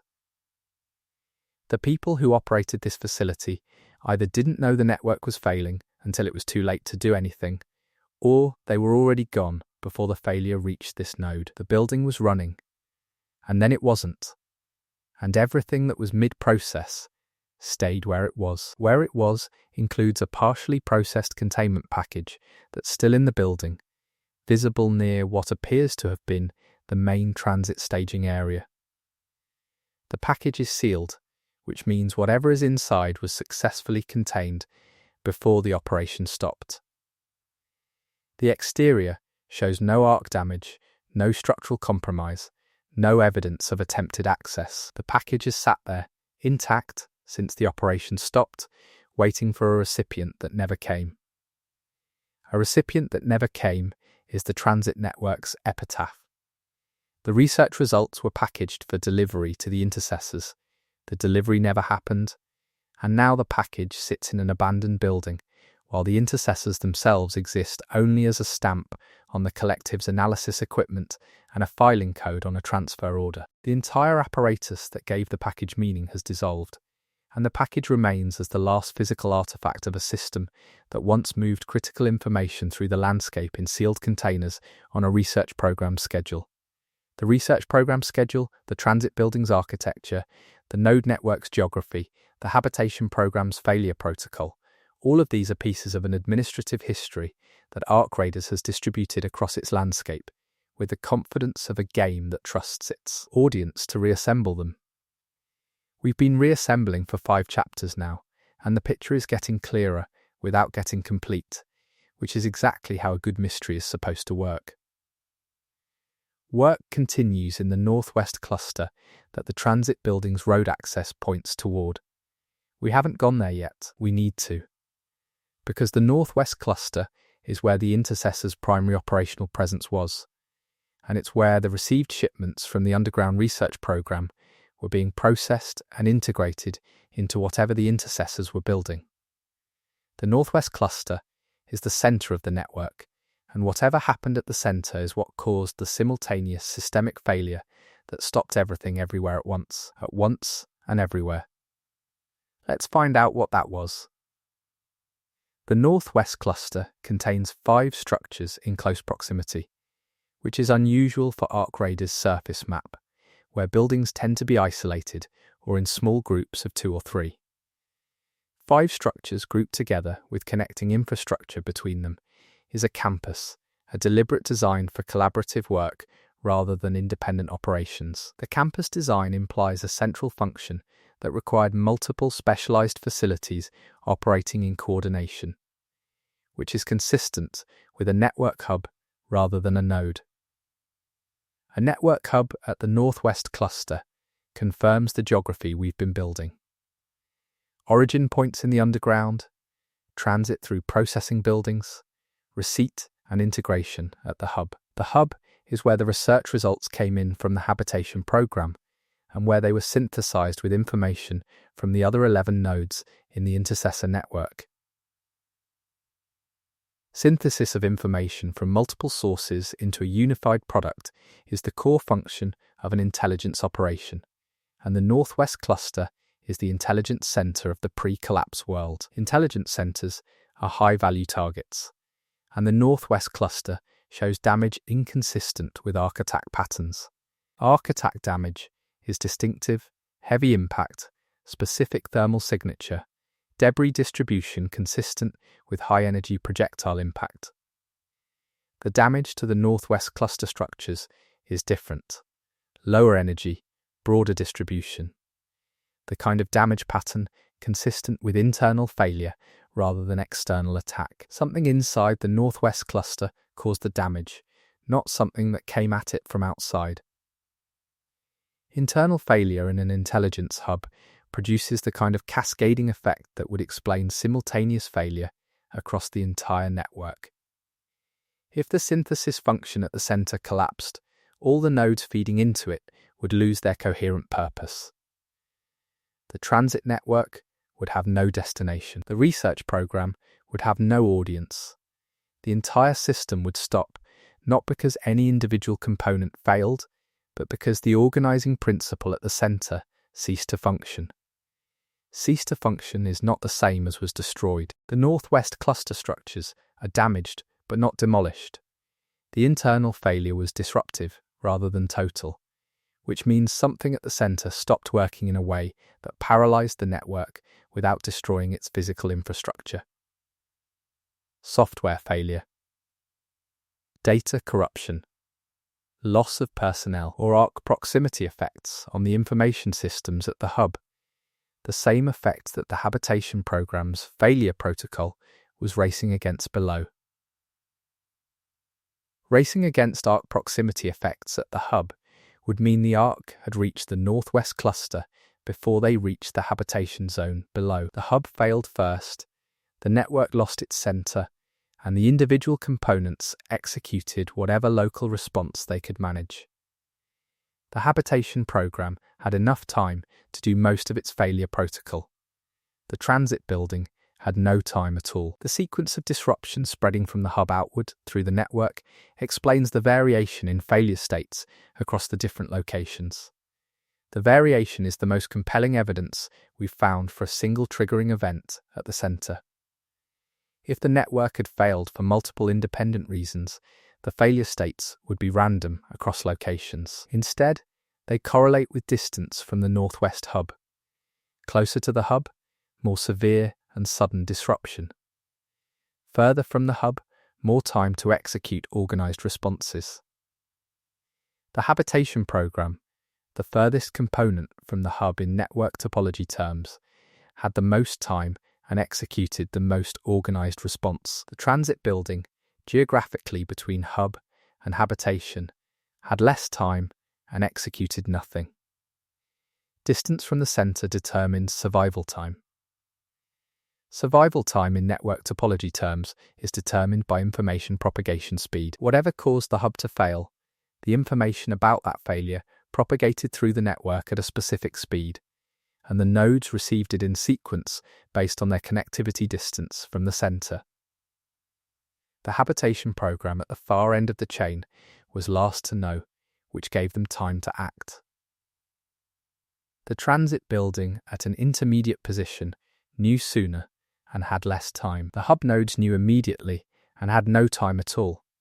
No time at all at the hub means the failure was instantaneous at the center. Not a gradual degradation that personnel could respond to, but an immediate cessation. The arc proximity effect on information systems could produce that if the effect threshold was crossed suddenly, but proximity effects are usually gradual as the source draws nearer. An instantaneous failure at the hub suggests either something was already inside the hub or the arc presence below reached a critical density that triggered an immediate effect rather than a gradual one. Critical density below the hub. We established that the geological designated point is below the breach zone in the underground, and the breach zone is below the habitation program, and the habitation program is in network topology far from the hub. But geographically, how far is the hub from the geological designated point? The map geometry, when measured carefully, places the northwest cluster directly above another area of unusual geological formation, a second designated point, in the same stratum as the first. A second designated point below the hub. The arc had designated both the location below the habitation program and the location below the intercessor hub. They were monitoring both simultaneously. The hub failed, not because the arc reached it from outside, but because the designated point below it crossed whatever threshold the arc's presence at that depth triggers, simultaneously with or slightly before the point below the habitation zone. The network was undermined from below at both ends simultaneously. Both ends simultaneously is not coincidence. The arc designated both points. The arc were monitoring both.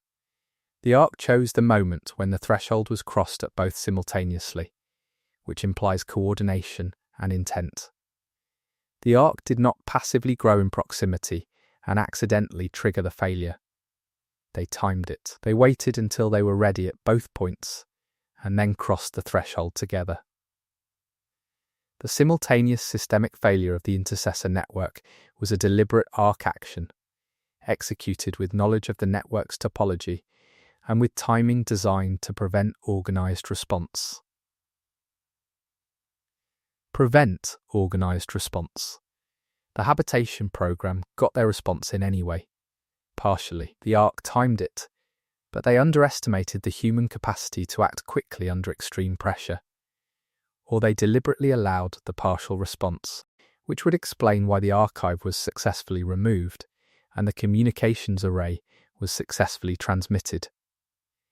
If the arc wanted to prevent all response, they had the capability to cross the threshold faster. Instead, they crossed it at a speed that allowed most of the network to fail, but permitted the outermost node to execute most of its protocol. Permitting the partial response implies the Ark wanted some of the information to survive. The research results, the archive, the transmission to the intercessors. They let it happen. Whether because they couldn't prevent it, or because they chose not to, is the most consequential ambiguity in the entire hidden narrative. If the Ark chose to let the archive survive, then everything the habitation program saved is already known to the Ark. And the humans who are now trying to access it are walking into a situation the Ark have already accounted for. Already accounted for is how Ark Raiders makes its players feel when they finally put all of this together. Not paranoid, but retrospectively oriented, looking back at all the evidence and realizing that the architecture of what happened was more deliberate than any of the individual pieces suggested. The buildings that should not exist, the transit network, the hub, the designated points, the simultaneous failure, none of it was accidental.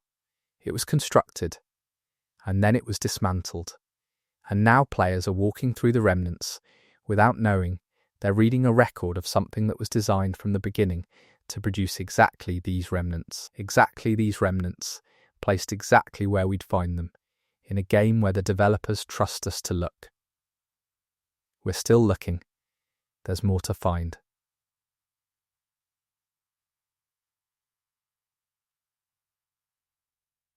Chapter 6. Sound Design as Secret Language.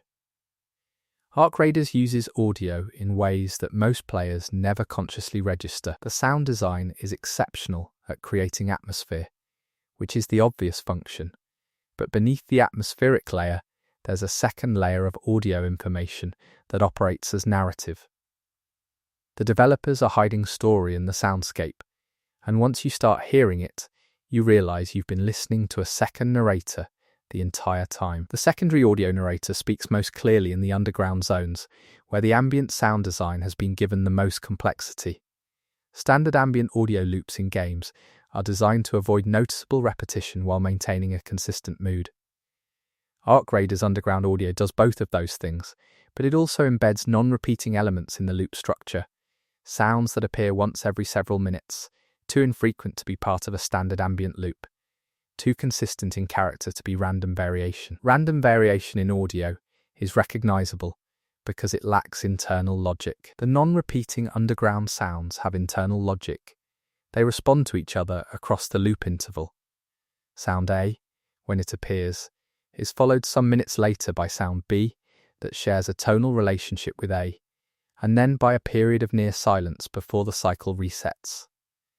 This is a call and response structure embedded in the ambient audio, quiet enough and infrequent enough that only players who spend extended time listening in one location will register it. Extended time listening in one location is not how most players engage with Ark Raiders, which is exactly why this layer of audio information has remained undiscovered by the majority of the player base. You have to stop moving, turn off everything that makes noise, and listen for longer than any gameplay objective requires. The reward for doing this is access to a communication structure that's been running in the background the entire time players have been sprinting past it. The communication structure in the underground ambient audio is not random noise. The call and response pattern uses frequency ranges that correspond specifically to the low-frequency audio emitted by Ark units during drift state. The underground ambient audio and the Ark unit drift audio are in conversation. The underground is talking to the Ark, or the Ark are talking to the underground, or both are responding to a third source that the player cannot directly perceive. A third source the player cannot directly perceive is a concept Ark Raiders is very comfortable with. The game is full of things whose presence is indicated but whose source is not shown. The information system corruption, whose source is Ark proximity, but whose mechanism is invisible. The designated points in geological strata, whose creators left marks, but no other physical evidence. The archive, whose contents were removed and are referenced, but never readable. Ark Raiders builds a world of indicated presences. Things you know are there because of their effects, but that you cannot directly access or observe. Directly observing the third audio source is impossible in the current build, but triangulating toward it is possible by analysing where the call and response pattern is strongest. The amplitude of both the call and the response elements varies across different underground locations, with higher amplitudes in specific zones. The zones of highest amplitude cluster around, predictably, the geological designated points.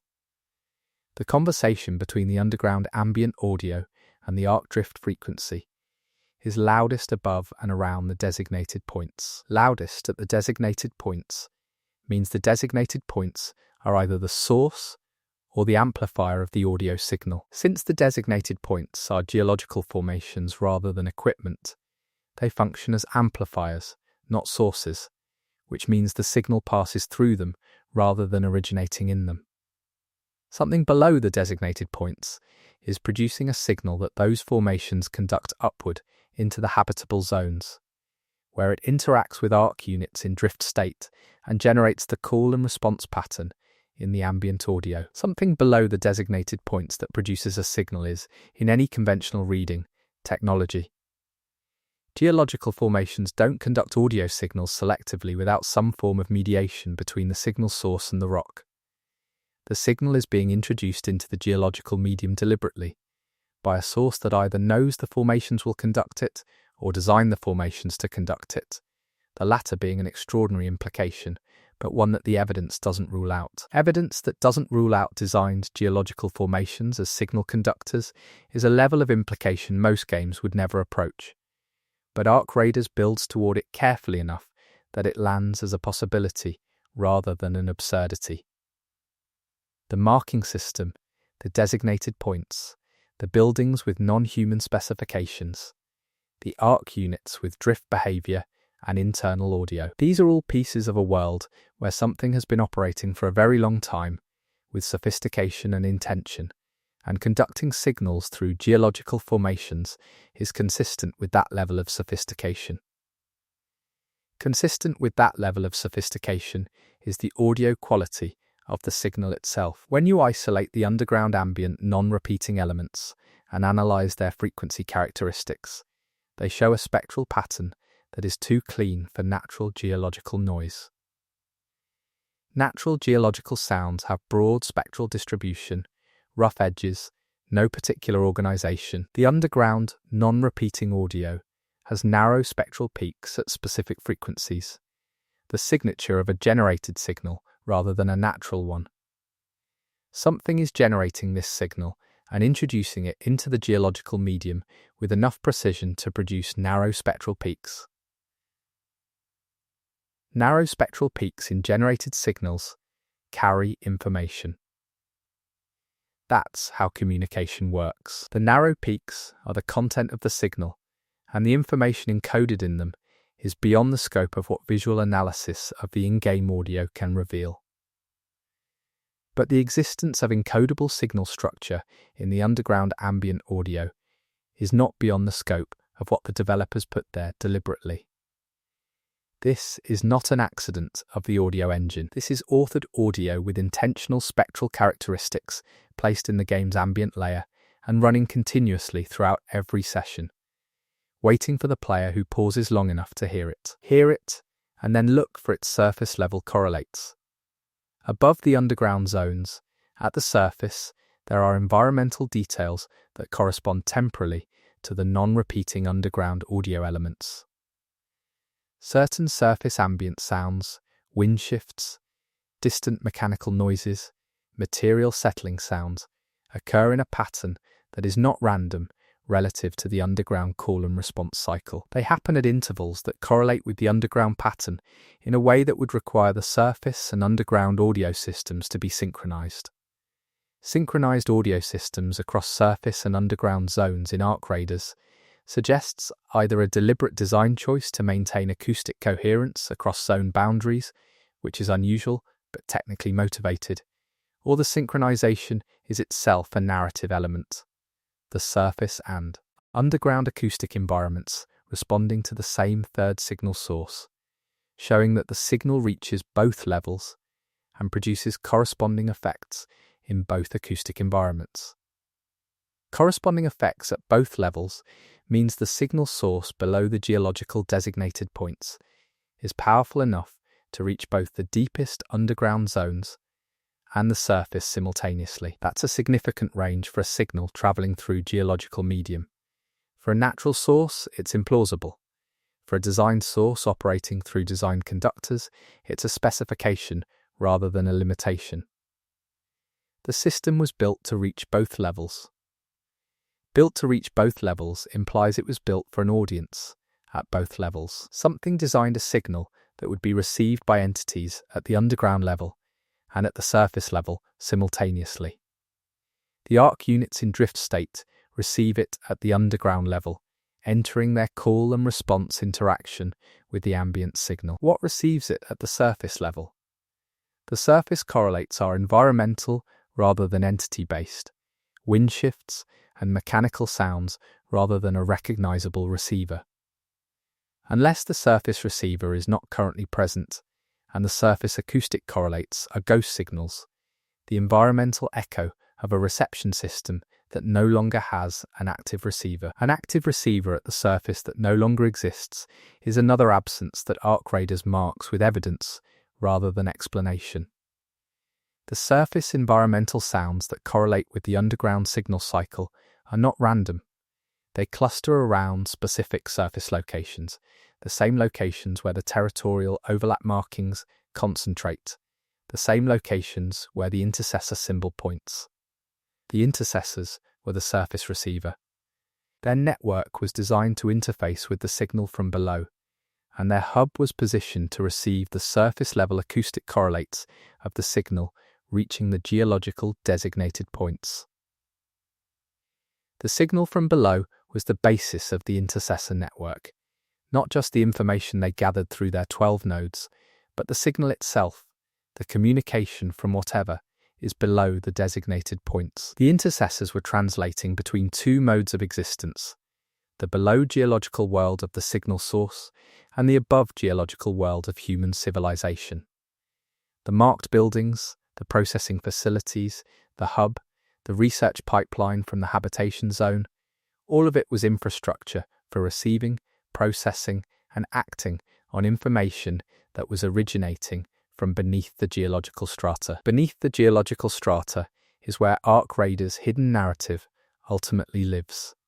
The tile under the concrete, the older construction below the newer, the habitation zone below the surface, the designated points below the habitation zone, and below the designated points, the signal source. Each layer of the physical world corresponds to a layer of the narrative, and the deepest layer, the source of the signal, is the layer the game most carefully protects from direct observation. Direct observation of the deepest layer is what the player is implicitly working toward through every discovery the hidden narrative offers. Every detail we've found is a step toward understanding what's at the bottom. The acoustic evidence brings us closer than any visual evidence has so far, because sound travels in ways that light cannot. The signal reaches both levels simultaneously. Whatever produces it is below both. And it's been running continuously, before the human world, through the human world's construction and collapse, and into the current timeline of ArcRadars gameplay. Currently running continuously means it's active right now, in every session, while every player is moving through the game. The call and response in the underground ambient audio is happening while you fight, while you extract, while you sprint past the welded doors and the spill patterns and the sealed packages. The signal source below the geological strata is operating, the arc units in drift state are responding, and the surface acoustic correlates are echoing in locations where the intercessors once had receivers. The conversation is ongoing. Humans, with the exception of whoever is reading the evidence correctly, are not part of it.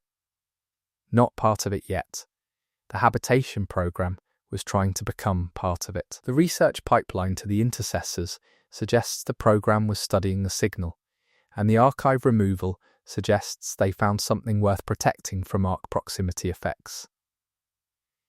They were close to something before the failure. The transmission to the intercessors before the communications array was removed was the last thing they sent, and it was sent knowing the Ark were already affecting their information systems.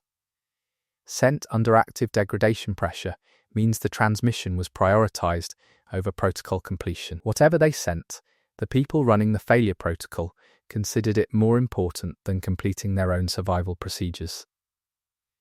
They sent the transmission and then ran out of time. The spill happened, the doors got welded, and the transmission went into the intercessor network, where it became part of the archive that the Collectives Analysis Division inherited without fully understanding. Fully understanding the transmission requires the context it was sent with, the research results from the underground program, the interpretive framework the intercessors had built through their 12 nodes, the connection to the signal from below. The Collectives Analysis Division has the archive without the context, and so they sit with the most important document in the world and treat it as an unreadable legacy file under a code they don't recognize. The answer is in the system. The system doesn't know it has the answer. The answer to what? To the signal. To what's below the designated points, to why the Ark designated those points, and what they're collecting, and whether their collection is harvesting in the conventional sense or something more like a conversation with the source of the signal below the geological strata. The Ark and the signal source below might be in relationship rather than conflict. The Ark might not be here for what's on the surface at all. They might be here because of what's below, and the humans got caught between the two in a way nobody planned for and nobody fully understood. Nobody fully understood it except possibly the habitation program at the moment they sent their final transmission under active Ark degradation pressure. And that transmission is in a filing cabinet in the Collectives Analysis Division under a code nobody current knows how to read. And the filing cabinet is locked. And we can't open it yet. Chapter 7. The Players Who Found Things First. There is a history inside the Ark Raiders discovery community that is itself a kind of hidden narrative, a record of how the secrets were found, who found them, and what the finding cost in terms of time and attention. That history matters for understanding the secrets themselves, because the sequence in which discoveries happened reveals the structure of the game's design more clearly than any single discovery does alone. The first major discovery in the Ark Raiders hidden narrative community was not the underground zone forensics or the faction signals. It was much simpler and much more important, the realization that the game was hiding things at all. That realization came from a player who spent several hours in a single location, not because they were farming loot, but because they were stuck, waiting for a squad mate, and started looking at the walls while they waited. While they waited, they noticed the counting hash marks near one of the welded doors. They posted a screenshot not with any analytical insight, but with a simple caption: "Why would someone put counting marks in a game where they're completely hidden from normal play?" The question was the discovery. Not the marks themselves, but the recognition that the marks implied intentionality, and that intentionality implied meaning. Someone put those there for a reason. For a reason is the foundational assumption of the entire Ark Raiders discovery community, and it's not an assumption all game communities make. Many games use environmental decoration that is superficially detailed but internally inconsistent, and communities learn quickly whether depth is real or cosmetic. The Ark Raiders community learned very quickly that the depth was real because the first few connections held. The hash marks near the welded doors connected to the spill pattern, which connected to the door orientation, which connected to the archive room, which connected to the habitation manifest. The chain was coherent. Coherent chains in environmental discovery create momentum. Once you know the game maintains consistency, every detail becomes potentially meaningful, and the community's collective attention expands to cover more of the map more thoroughly than any individual player could manage. Screenshots of unusual textures, recordings of anomalous audio, maps of object placement patterns, all of it began accumulating in community spaces within weeks of the first hashmark post. The accumulation revealed things that no individual had noticed because they required synthesis across locations. The intercessor symbol, appearing in territorial overlap zones, was first identified by a player who overlaid screenshots from 3 different map areas and noticed the same geometric form in the lowest marking layer in each. No single screenshot was convincing. 3 was a pattern. 10, when the community started specifically looking, was a system. A system visible only through collective attention is a design choice that implies the developers expected a community to form around discovery.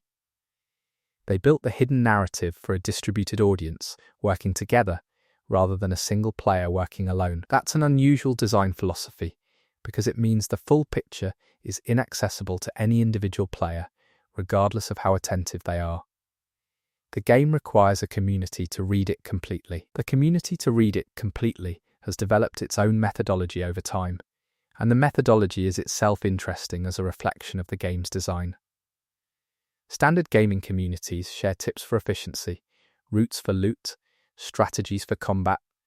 The Ark Raiders Discovery community shares annotated screenshots, frequency analyses of audio samples, geometric measurements of environmental features, cross-references between item description texts. It looks more like collaborative academic research than gaming. Collaborative academic research has produced genuine discoveries that would not have been possible through individual play. The spectral analysis of the underground ambient audio was performed by a community member with audio engineering background who applied professional tools to recorded gameplay audio. The geometric alignment of the designated points with the northwest cluster and the habitation zone was established using map measurement tools that a dedicated mapper built specifically for this community. The translation attempt on the marking system was organized as a collective linguistic analysis project with dozens of participants contributing symbol frequency data from screenshots. Dozens of participants contributing symbol frequency data is the kind of resource deployment that the game seems designed to require. The marking system has enough instances across the map that no individual player could photograph all of them in a reasonable time frame. But a community with hundreds of members making note of every instance they encountered in normal play could accumulate a near-complete dataset within weeks. The game's scale makes individual mastery of the hidden narrative effectively impossible, while making community mastery practically achievable and then documented. The community has produced written records of their discoveries that are themselves artifacts of the engagement the game was designed to create. Reading through the discovery history is reading a record of human attention responding to the specific design decisions the developers made, which is a kind of dialogue between players and developers conducted through the medium of careful observation. The dialogue has had moments of apparent developer participation. 2 specific instances in the game's history, both in areas the community had intensively studied, saw content updates that added details to locations the community had recently documented as significant. The updates didn't resolve the mysteries. They added new information that was consistent with the existing framework and extended the implications in directions the community had been discussing. The developers were reading the community's work. The developers reading the community's work is not confirmation that every interpretation is correct, but it's evidence that the dialogue is genuine. The developers are watching where attention concentrates and responding to it by adding depth in exactly those locations. The hidden narrative is not a fixed text. It's an ongoing construction that the developers are building in response to how the community engages with it. How the community engages with it has also influenced what the community finds meaningful. Early discoveries emphasized the forensic reconstruction in the underground zones because the chain of connections was so satisfying to follow. Later discoveries, influenced by audio engineers who brought professional tools to bear, shifted emphasis toward the acoustic layer. The marking system analysis came later still, when the accumulated symbol dataset was large enough to apply frequency analysis. The community's methodological evolution has matched the game's layered design. The layered design rewards methodological sophistication, which means the most recent discoveries have come from players applying the most rigorous approaches. The geometric alignment of map features was discovered by someone who measured rather than estimated. The spectral analysis of audio revealed structure that casual listening would never confirm. The cross-reference count in the maintenance log was established by someone who read the same document 40 times and tracked every numerical reference. 40 readings of the same document to establish a cross-reference count is an extraordinary level of investment, and the game prompted it, not through direct instruction, but through the quality of what the investment revealed. When you read the maintenance log the first time, it's flavor text. When you read it the 40th time, tracking every reference, you understand that it's a map of a 12-node network with implications for everything else the community had found. The 40th reading pays for itself in a way that makes the 39 before it feel necessary rather than obsessive. Obsessive and necessary are both accurate descriptions of the kind of attention Ark Raiders has cultivated in its discovery community, and the community has embraced both qualities without apology. The game found its people, and its people found each other, and together they've built a picture of the hidden narrative that is both genuinely impressive and genuinely incomplete. The picture is impressive because of how much has been established. It's incomplete because the game is still adding layers. Still adding layers while the community is still reading is the most exciting version of this relationship. The signal from below is still running. The filing cabinet is still locked. The partially processed containment package in the transit building is still sealed. The archive is somewhere. The transmission is in the collective's analysis division under a code nobody knows how to read. The picture has edges, and beyond the edges, the game is building more picture. We are somewhere in the middle of a story that hasn't finished being told. Somewhere in the middle of a story is a good place to be. It means there's more coming, and it means everything we've established so far is foundation rather than conclusion. The community will find more, the developers will add more, the dialogue will continue, and somewhere in that continuation, the filing cabinet will open, and the transmission will be readable, and the signal from below will have a name for its source, and the picture will be complete enough to evaluate rather than merely construct. Evaluate rather than merely construct is what we're working toward. For now, construction is the work, and the work is worth doing, because the thing being built, the complete picture of Ark Raiders' hidden narrative, is genuinely extraordinary. A pre-human world beneath the human world, a human program trying to understand it, an intelligence network trying to mediate between them. An Ark presence that may be in relationship with the deepest layer rather than in competition with the surface one. It's a better story than the surface narrative, and it's entirely optional, hiding in the walls and the audio and the dust patterns and the spectral peaks and the locked cabinets and the sealed packages of a game that most players think they've already understood. Already understood is the illusion Ark Raiders is most interested in disrupting. Every player who finishes the main content and walks away thinking they've seen it all has walked away from a game that was waiting for them to slow down and look at the walls. The walls had something to say. The walls have been saying it since launch. Most players will never hear it. Most players will never hear it, and that's okay, because the game is also complete without it. But the 1% who hear it will never stop. The counting marks, the spill pattern, the signal from below, the locked cabinet. These things don't let go once you find them. Ark Raiders built something for the players who couldn't stop looking, and those players have been looking ever since, and they will keep looking until every wall has said everything it has to say. Chapter 8. What we still don't know. Everything assembled in this video is foundation, not conclusion. The most important things in ArcRaider's hidden narrative are still unknown, still locked, still sealed in packages and cabinets and geological strata that the current build hasn't opened. This final chapter is for the things we haven't found yet, the shapes of the unanswered questions, and why those unanswered questions are themselves part of the design. The biggest unknown is the archive contents. We know the archive was removed from the habitation zone. We know it was prioritized above all other elements of the failure protocol. We know it was related to the research the program was conducting on the signal from below the geological designated points. And we know that a transmission of some portion of its contents was sent to the intercessor network before the communications array was dismantled. We do not know what the research found. What the research found about the signal source is the central secret of ArcRaider's hidden narrative. Every other discovery we've made is context for that central secret. The intercessors existed to receive and process the findings. The transit network existed to move the research results.